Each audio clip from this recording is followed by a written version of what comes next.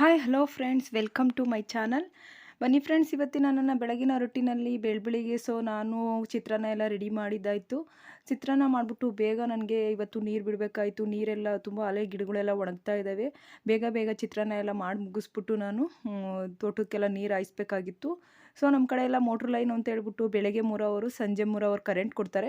ಆ ಟೈಮಿಂಗ್ಸ್ಗೆ ನಾನು ಎಲ್ಲ ಕೆಲಸನೂ ಮುಗಿಸ್ಕೊಂಡು ನಾನು ಆಲ್ರೆಡಿ ರೆಡಿ ಆಗಿರಬೇಕು. ಯಾಕಂದರೆ ನಮ್ಮ ಹಸ್ಬೆಂಡ್ ಡ್ಯೂಟಿಗೆ ಹೋಗೋ ಕಾರಣ ಮನೆಯಲ್ಲಿ ಮನೆ ಹತ್ರ ನೀರು ಬಿಡೋದೆಲ್ಲ ಟೈಮಿಂಗ್ಸ್ ಎಲ್ಲ ಕೆಲಸನೂ ನಾನೇ ಮಾಡಬೇಕಾಗುತ್ತೆ ಮನೆ ಹತ್ರ. ಅದಕ್ಕೆ ಈಗ ಎಲ್ಲ ಕೆಲಸನೂ ಆಲ್ರೆಡಿ ಆಗಿದೆ. ಇನ್ನು ಮನೇಲಿ ಟಿಫನ್ ಬಂದು ಚಿತ್ರಾನ್ನ ರೆಡಿ ಆಯಿತು. ಇನ್ನು ನಾನು ಹೊರಗಡೆ ಹೋಗ್ಬಿಟ್ಟು ನೀರು ಕರೆಂಟ್ ಬಂತಾ ಅಂತ ನೋಡಿಬಿಟ್ಟು ಎಲ್ಲೆಲ್ಲಿ ಇದು ಅಂದರೆ ಡ್ರಿಪ್ ಮಾಡಿಸಿರೋ ಕಾರಣ ಎಲ್ಲೆಲ್ಲಿ ಡ್ರಿಪ್ ವೈರು ಕಚ್ಕೊಳ್ತಾ ಇರುತ್ತೆ.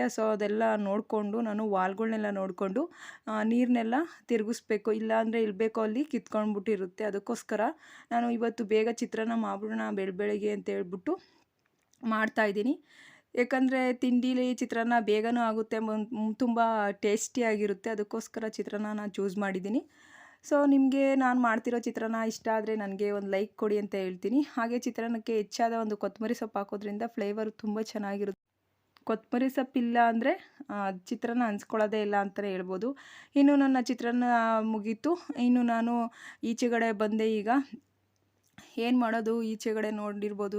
ನಾನು ಅವತ್ತು ಮಂಗಳವಾರ ಆಗಿತ್ತು. ಎಲ್ಲ ನೀಟಾಗಿ ಬಾಗಿಲೆಲ್ಲ ತೊಳೆದು ರಂಗೋಲಿ ಎಲ್ಲ ಹಾಕಿದ್ದೀನಿ. ಈ ಕಡೆ ಬಂದು ಬಟ್ಟೆ ಎಲ್ಲ ಒಗ್ದಿದ್ದಾಗಿತ್ತು. ಆಲ್ರೆಡಿ ಹೇಳಿದ್ನೆಲ್ಲ ನಾನು ಕರೆಂಟ್ ಬರೋಷ್ಟಕ್ಕೆ ಎಲ್ಲ ಕೆಲಸನೂ ಮುಗಿಸ್ಬಿಟ್ಟು ನಾನು ಈಗ ತೋಟದ ಹತ್ರ ಹೋಗ್ತಾ ಇದ್ದೀನಿ. ನೀವು ನೋಡ್ತಾ ಇರ್ಬೋದು, ನಮ್ಮ ಪಕ್ಕದ್ದೇ ಕೆಳಗಡೆನೇ ತೋಟ. ಈ ಕಡೆ ಫುಲ್ಲು ಸೀಮೆ ಹುಲ್ಲು. ಎಷ್ಟು ನೀರು ಹಾಯಿಸಿದ್ರು ಈ ಬಿಸಿಲಿಗೆ ನೋಡಿ ಯಾವ ಥರ ಬಂದಿದೆ. ಈ ಕಡೆ ಎಲ್ಲ ಅಡಿಕೆ ಸಸಿ ನಾಟಿ ಮಾಡಿದ್ದೀವಿ ನಾವು. ನೀವು ನೋಡ್ತಾ ಇರ್ಬೋದು. ಹಾಗೆ ನಾನು ಕೆಳಗಡೆ ಹೋಗ್ತಾ ಅಂದರೆ ಸಖತ್ತು ಬಿಸಿಲು ಫ್ರೆಂಡ್ಸ್. ತುಂಬಾ ಬಿಸಿಲಿರೋದ್ರಿಂದ ವಿಡಿಯೋದಲ್ಲಿ ಗೊತ್ತಾಗ್ತಾ ಇರುತ್ತೆ ಯಾವ ಥರ ಬಿಸಿಲಿದೆ ಅಂತ ಹೇಳ್ಬಿಟ್ಟು. ಇನ್ನು ಹಸುಗಳು ಬಂದು ಎಲ್ಲ ಮಾವಿನ ಗಿಡದಲ್ಲಿ ನೆರಳಲ್ಲಿ ಯಾವ ರೀತಿ ಮಲಗಿದ್ದಾವೆ. ಹುಲ್ಲೆಲ್ಲ ಕಾಲಡಿ ಕೆಳ್ಕೊಂಡಿರ್ತವೆ. ಎಲ್ಲನೂ ನೀಟಾಗಿ ಈ ರೀತಿ ಮಾಡಿರ್ತವೆ, ನೀವು ನೋಡ್ಬೋದು. ಈಗ ನಮ್ಮ ಕರು ನೋಡಿ, ಈ ಕರು ಬಂದ್ಬಿಟ್ಟು ಹುಲ್ಲು ನೋಡಿ ಯಾವ ಥರ ಮಾಡಿದೆ. ಸಗಣಿ ಎಲ್ಲ ಇಕ್ಕೊಂಡು ಎಷ್ಟು ಗಲೀಜು ಮಾಡಿದೆ ನೋಡಿ. ನಾನೆಲ್ಲ ಹುಲ್ಲೆಲ್ಲ ಉಂತಕ್ಕೆ ಬಳ್ದಾಕ್ತಾ ಇದ್ದೀನಿ. ನೀಟಾಗಿ ಬಳ್ದಾಕಿ ಹೋಗಿ ನೆಕ್ಸ್ಟು ಹಂಗೆ ಎಲ್ಲ ಫುಲ್ ಗಲೀಜು ಮಾಡಿ ಇಕ್ಕಿರ್ತವೆ. ತುಂಬಾ ಅಂದರೆ ಹಸುಗಳು ಮಾಡೋದೇ ಅಷ್ಟು ಕೆಲಸ ಅಂತಲೇ ಹೇಳ್ಬೋದು. ನೋಡಿ ನಮ್ಮ ಹಸುಗಳು ಯಾವ ರೀತಿ ಹುಲ್ಲು ತಿಂದವೆಲ್ಲ ಆ ಕಡೆ ಈ ಕಡೆ ಹಾಕ್ಕೊಂಡು ಸಗಣಿ ಎಲ್ಲ ಇಟ್ಕೊಂಡು ನಾನು ಊರಿಗೆ ಮದುವೆಗೆ ಹೋಗಿದ್ನಲ್ಲ, ಎಲ್ಲ ಫುಲ್ಲು ಯಾವ ಥರ ಮಾಡಿದ್ದಾವೆ ನೀವು ನೋಡ್ಬೋದು. ವಿಡಿಯೋದಲ್ಲಿ ನಾನು ತೋರಿಸ್ತಾ ಇದ್ದೀನಿ. ಈ ಕಡೆ ಆ ಕಡೆ ಎಲ್ಲ 2 ಕಣಿ ಕಟ್ಟಾಕಲಿಲ್ಲ ಅಂದರೆ ಈ ಥರ ಮಾಡ್ತೇವೆ. ಹುಲ್ಲೆಲ್ಲ ಎಲ್ಲ ನೀಟಾಗಿ ನಾನು ಎತ್ತಿ ಹಾಕ್ತಾಯಿದ್ದೀನಿ. ಅಂದರೆ ಎಲ್ಲ ಚೆನ್ನಾಗಿರೋದು ತಿಂದ್ಬಿಟ್ಟು ರಾಗಿ ಹುಲ್ಲಲ್ಲೂ ಸಹ ಸಪ್ರೇಟ್ ಮಾಡಿಬಿಡ್ತವೆ. ನೀವು ನೋಡ್ಬೋದು ಎಷ್ಟು ಅಚ್ಚುಕಟ್ಟು ಮಾಡಿದ್ರು ದನಗಳು ಬುದ್ಧಿ ಅವು ಮಾಡ್ತವೆ ಅಂತಲೇ ಹೇಳ್ಬೋದು. ನೀವು ನೋಡ್ಬೋದು ಸಗಣಿನೂ ಸಹ ಇಕ್ಕಿಬಿಟ್ಟು ಅದ್ರ ಮೇಲೆ ಮಲಿಕೊಂಡು ಒದ್ದಾಡ್ಬಿಡ್ತವೆ ಏನಾರು ನಾವು ನೋಡಲಿಲ್ಲ ಅಂದರೆ.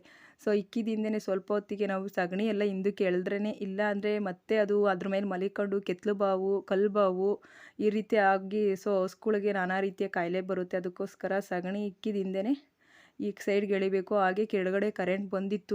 ಪೈಪೆಲ್ಲ ಅಟ್ಯಾಚ್ ಮಾಡಬೇಕು. ಇಲ್ಲಿ ಒಂದು ವಾಲಿದೆ.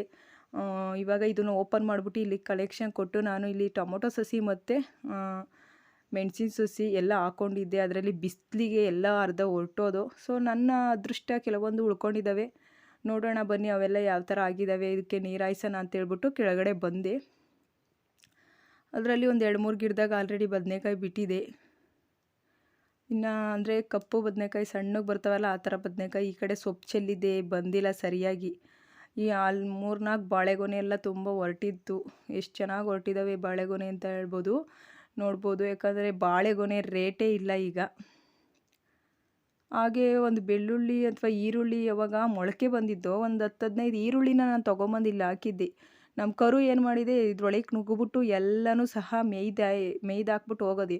ಈರುಳ್ಳಿ ಒಂದು ಗೆಡ್ಡೆಲಿ ಇಷ್ಟೊಂದು ಥರ ಗೆಡ್ಡೆ ಹತ್ಕೊಂಡಿದೆ ಅಂದ್ಬಿಟ್ಟು ನೋಡ್ತಾ ಇದೆ. ಅಂದರೆ ಒಂದು ಗೆಡ್ಡೆಲಿ ಒಂದು 6-7 ಈರುಳ್ಳಿ ಬಿಡುತ್ತಲ್ವ ಅಂದ್ಕೊಂಡು ನಾನು ಅದನ್ನು ನೋಡ್ತಾ ಇದ್ದೆ ಒಂದೇ ಗೆಡ್ಡೆಲಿ. ಹಾಗೆ ಇದು ನಾನು ನಮ್ಮ ಅಮ್ಮವ್ರ ಮನೆಯಿಂದ ದಾಸವಾಳ ಗಿಡ ಕೆಂಪು ಮತ್ತು ಒಂಥರ ಮೆರೂನ್ ಕಲರ್ ದಾಸವಾಳ ಗಿಡನ ತಗೊಂಬಂದ್ಬಿಟ್ಟು ಹಾಕಿದ್ದೆ. ನಾನು ಡೌಟ್ ಮೇಲೆ ಹಾಕಿದ್ದೆ ಇದು ಹತ್ಕೊಳ್ಳುತ್ತೆ ಅಂದ್ಬಿಟ್ಟು. ನೀವು ನೋಡ್ಬೋದು ತುಂಬಾ ಚೆನ್ನಾಗಿ ದಾಸವಾಳ ಗಿಡ ಹತ್ಕೊಂಡಿದೆ. ನಾನು ನಾಟಿ ಮಾಡಿದ್ದು ಯಾವುದೇ ರೀತಿಯ ಸಗಣಿ ಇಕ್ಕಿರೋದು ಆ ಥರ ಇಲ್ಲ, ಏನೂ ಮಾಡಲಿಲ್ಲ. ಮಾಮೂಲಿ ಕಡ್ಡಿನ ಒಂದು ಸ್ವಲ್ಪ ಸೈಡಿಗೆ ಉಣ್ಬಿಟ್ಟು ಚೆನ್ನಾಗಿ ಮಣ್ಣು ಅಂದರೆ ಕೆಳಿಗೆ ಅಗದ್ಬಿಟ್ಟು ಸೈಡ್ಗೆ ಉಣಿದ್ದೆ. ಈಗ ನಾನು ತೋರಿಸ್ತಾ ಇರೋ ದಾಸವಾಳ ಗಿಡ ಬಂದು ರೆಡ್ ಕಲರು ಒಂದೇ ಒಂದು ಸುತ್ತು. ಇನ್ನೊಂದು ದಾಸವಾಳ ಗಿಡ ಬಂದ್ಬಿಟ್ಟು ಅದು ಮೆರೂನ್ ಕಲರ್ ಬರುತ್ತೆ, ಅದು ಒಂದು 3 ಸುತ್ತು ಅಂತಲೇ ಹೇಳ್ಬೋದು. ಅದರಲ್ಲಿ ಸಂದಿಲೆಲ್ಲ ಫುಲ್ಲು ಕಳೆ ಹತ್ಕೊಂಡು ಕುಂತಿದೆ. ಎಷ್ಟು ಕಳೆ ಇದೆ ನೋಡಿ. ಆ ಕಳೆ ಇದ್ದರೆ ಮೇಲೆ ಗಿಡನೇ ಬರಲ್ಲ, ತುಂಬಾ ಲೇಟಾಗುತ್ತೆ ಗಿಡ ಬರೋದು. ಸೊ ನನ್ನ ಪ್ರಕಾರ ಇನ್ನೊಂದು ಸ್ವಲ್ಪ ದಿವಸದಾಗೆ ಇದು ಹೂವು ಬಿಡುತ್ತೆ ಅಂದ್ಕೊತೀನಿ. ತುಂಬ ಚೆನ್ನಾಗಿ ಬಂದಿದೆ ದಾಸವಾಳ ಗಿಡ ರೆಡ್ದು. ಮತ್ತು ಇದು ಮೆರೂನ್ ಕಲರ್ ನೋಡಿ, 3 ಸುತ್ತಿಂದು ಎಷ್ಟು ಚೆನ್ನಾಗಿದೆ.